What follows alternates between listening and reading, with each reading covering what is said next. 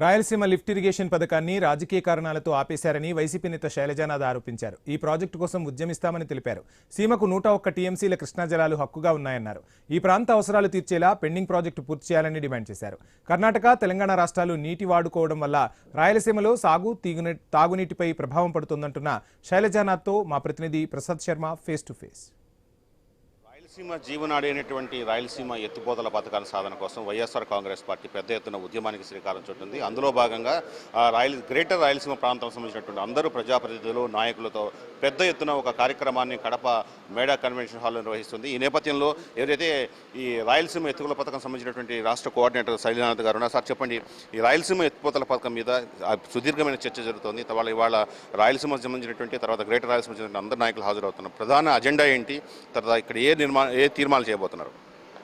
Agenda అంటే ఏం లేదు. ఈరోజు రాయలసీమ కష్టమే అజెండా. ఈ రోజున రాయలసీమకు నీటి లభ్యత రోజు రోజుకి పడిపోతూ ఉంది. అటు పైన కర్ణాటక కానీ తెలంగాణ కానీ నీళ్ళు ఎక్కువ వాడుతూ ఉన్నారు. ఇంకా అట్లాగే ఆల్మట్టి ఎత్తు కూడా పెరగబోతూ ఉంది. మొత్తం మీద కృష్ణా డెల్టా ఇబ్బంది. కృష్ణా పరివాహక ప్రాంతంతో పాటుగా కృష్ణాలో ఉన్న ఆయకట్టు అంతా ఇబ్బంది పడబోతూ ఉంది. దాని కింద విషయం దీనికని జగన్మోహన్ రెడ్డి గారు ముందు చూపుతో రాయలసీమ ఎత్తిపోతల పథకాన్ని మొదలు పెడితే దాన్ని కేవలం రాజకీయ కారణాల వలన వాటిని ఆపేసే ప్రక్రియ, అట్లాగే తెలంగాణ ముఖ్యమంత్రితో ఒప్పందం చేసుకుని ఆపినామని చెప్పుకునే మాటలు ఇవన్నీ కూడా రాయలసీమ ప్రజలకి చాలా ఇబ్బందిగా ఉండేవి. అసలే కరువు ప్రాంతం.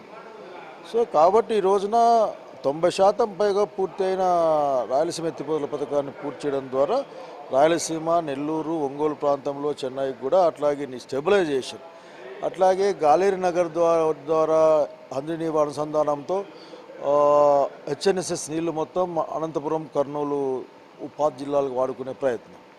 కాబట్టి దీన్ని అర్థం చేసుకొని ముందుకు పోవాల్సిన అవసరం ఉండేది ముఖ్యమంత్రి గారికి. ముఖ్యమంత్రి గారు కేవలం రాజకీయ కారణాలు మాత్రమే పెట్టుకొని వీటిని ఆపేస్తూ ఉన్నాడు. జగన్మోహన్ రెడ్డి గారికి పేరు వస్తుందని, లేక పైగా అతనికి వ్యవసాయం అన్న రాయలసీమ అన్న కొద్దిగా తక్కువ ఆలోచన ఉంటుంది కాబట్టి సో ఈ రోజున ఆ విషయాలు మాట్లాడుకొని రాయలసీమ ప్రజల పక్షాన గట్టిగా నిలబడడం కోసం వైఎస్ఆర్ కాంగ్రెస్ పార్టీ జగన్మోహన్ రెడ్డి గారి ఆదేశాల మేరకు అట్లాగే ప్రజల ఆకాంక్షల మేరకు ఈరోజు ఇక్కడ సమావేశమవుతూ ఉన్నాం.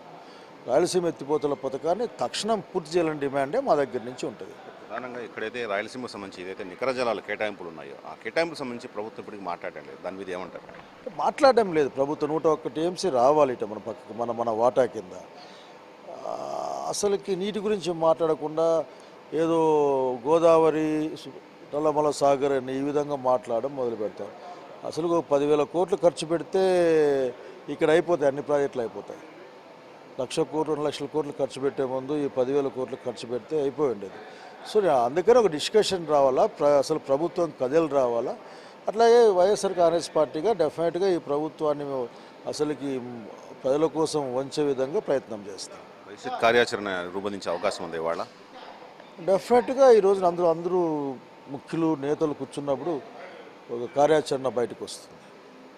ఇది రాయలసీమ ఎత్తిపోతల పథకానికి సంబంధించి సాధనా కార్యక్రమంలో భాగంగా గ్రేటర్ రాయలసీమ చెందినటువంటి అందరు నాయకులు, కార్యకర్తలు పెద్ద ఎత్తున కాసేపట్లో ఈ సమావేశ మందిరంలోకి హాజరు కాబోతున్నారు. దీనికి సంబంధించి సజ్జల రామకృష్ణారెడ్డి కావచ్చు, తర్వాత మిథున్ రెడ్డి కావచ్చు, పెద్దిరెడ్డి రామచంద్రారెడ్డి కావచ్చు, తర్వాత ఈ గ్రేటర్ రాయలసీమ చెందినటువంటి వైసీపీ చెందినటువంటి అందరు ఇన్ఛార్జీలు, తర్వాత మాజీ ప్రజాప్రతినిధులు కూడా హాజరవుతున్నారు.